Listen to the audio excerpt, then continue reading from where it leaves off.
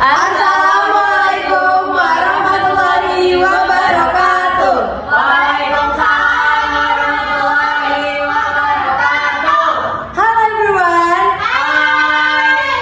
Nah, berdirinya kami di sini, kami akan membahas pasar modal dan OJK.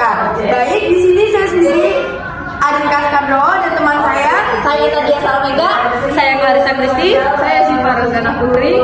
Oke, jadi yang pertama kita masuk materi pasar modal. Pasar modal. Jadi apa sih pengertian pasar modal itu? Pasar modal adalah tempat bertemunya permintaan dan penawaran dana-dana jangka panjang dalam bentuk penjualan dan pembelian surat-surat berharga.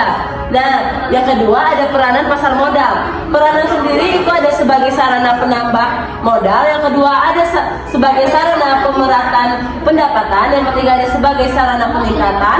Yang keempat ada sebagai sarana penciptaan kesempatan kerja. Yang kelima ada sarana peningkatan pendapatan negara. Nah, yang terakhir ada sebagai indikator perekonomian negara. Oke, selanjutnya ada produk pasar modal. Yang pertama adalah saham, yaitu tanda kepemilikan badan dalam perusahaan. Yang kedua adalah obligasi, yaitu surat berharga kontrak antara pemodal dan peminjam. Yang ketiga adalah right issue, yaitu hak untuk memegang saham baru yang akan dikeluarkan peminjam. Yang keempat, warrant atau warrant, yaitu surat berharga dari perusahaan untuk membeli saham baru. Yang kelima adalah reksadana, yaitu wadah yang digunakan untuk menghimpun dana.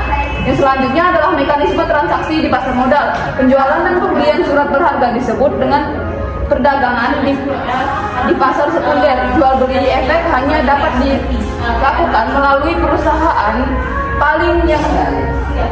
perusahaan pialang yang resmi menjadi anggota, sudah menyetor modal dan memenuhi syarat saham yang diperdagangkan di bursa efek disebut lot. Keuntungan perdagangan saham yang pertama adalah capital gain, keuntungan dari hasil jual beli saham.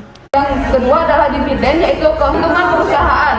Risiko dari perdagangan saham yaitu capital loss dan risiko likuiditas. Oke, selanjutnya kita masuk ke OJK. Apa sih OJK itu? Jadi OJK adalah lembaga negara yang independen dan bebas dari campur tangan pihak lain. Kita masuk ke tujuan dari OJK. Yang pertama itu ada agar kegiatan terselenggarakan secara teratur, adil dan lain-lain. Yang kedua itu ada agar mewujudkan sistem keuangan yang stabil. Yang ketiga agar melindungi kepentingan konsumen. Nah, baik, selanjutnya saya akan menjelaskan apa itu fungsi, tugas, wewenang OJK. Yang pertama itu fungsi. Nah, OJK berfungsi menyelenggarakan sistem peraturan dan pengawasan yang terintegrasi. Nah, yang kedua itu ada tugas. Nah, OJK bertugas untuk mengatur dan mengawasi kegiatan jasa keuangan. Yang ketiga ada wewenang. Wewenang OJK itu untuk melaksanakan tugas peraturan pengawasan maupun keduanya di sektor perbankan. Nah, selanjutnya kita masuk ke pelayanan OJK terhadap konsumen dan masyarakat. Nah, di sini ada 3. Yang pertama itu untuk mencegah kerugian, yang kedua melakukan pelayanan pengaduan, yang ketiga melakukan pembelaan hukum. Selanjutnya kita masuk ke hukuman kelembagaan. Otoritas jasa keuangan erat hubungannya dengan kelembagaan untuk menjalankan fungsi, tugas, wewenang, dan peraturan dan pengawasan.